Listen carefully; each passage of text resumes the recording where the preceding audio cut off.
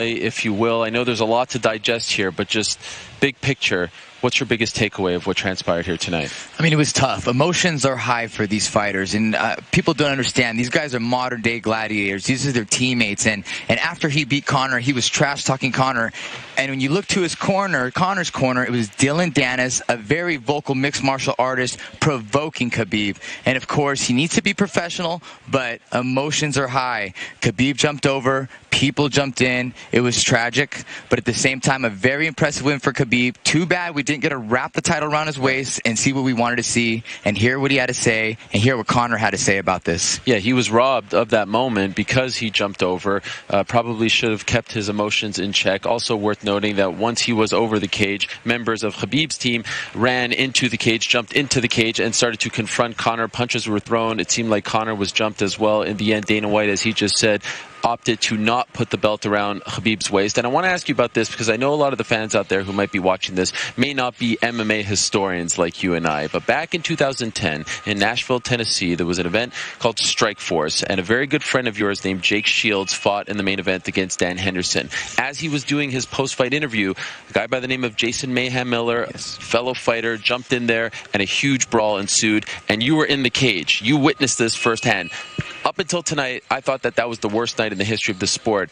I feel like this incident overtakes that. Do you agree? Listen, yes, it does. It does, because this went outside the cage, and that was an unfortunate moment for myself, but there's something called a warrior's code. Nothing that I'm proud of or whatnot, but you have to support your friends, support your teammates. People sometimes don't understand that, and what Mayhem did was aggression towards my teammate. We told him to step back. He jumped on us. Nick and Nate Diaz got involved. Jake Shields, myself. We got suspended 3 to 6 months. We got fined about $10,000 each.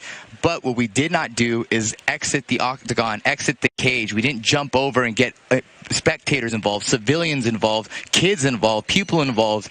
That is the tragic part about this. Okay, and the other thing, as I just mentioned, is we should be sitting here right now just talking about what Khabib did. He defeated Conor. He settled the score. He submitted him in the 4th round. For the most part, he did exactly what he said he was going to do. I had the second round 10-8 for Khabib. I thought Conor rebounded nicely in the 3rd and maybe won the round, and that would be the first time that Khabib loses a round in his UFC career. But overall, are you impressed with what Khabib did out there against Conor McGregor? Oh, very impressed with what he did. Very impressed that he got the first takedown in the 1st round within 30 seconds. A little disappointed that Conor was so aggressive and didn't respect that takedown. I think he had an opportunity to disengage from that. He did a very good job himself, Conor McGregor. I didn't expect him to defend himself and get back up. He weathered the storm very big time in the 2nd round. He was getting pounded out there, but blocking himself and stayed in the fight. Showed him evolving.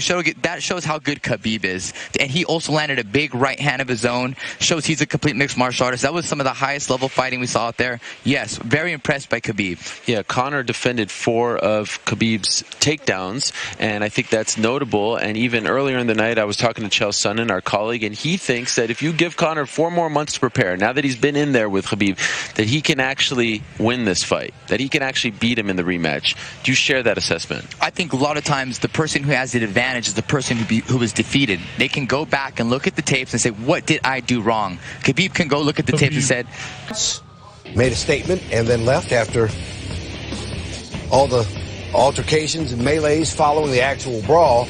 Mike Tyson taking to Twitter, said he's watching the fight. Unimaginable, never thought it would go down like this. Crazier than my fight riot. Tyson had his share of incidents in the ring. You remember him biting Evander Holyfield and other incidents when he was on top as a heavyweight boxer. More from Vegas on the way. We'll see if we hear from Conor McGregor tonight. Khabib's words were short, not so sweet, and he left. See if McGregor is up next to the mic. Stay with us.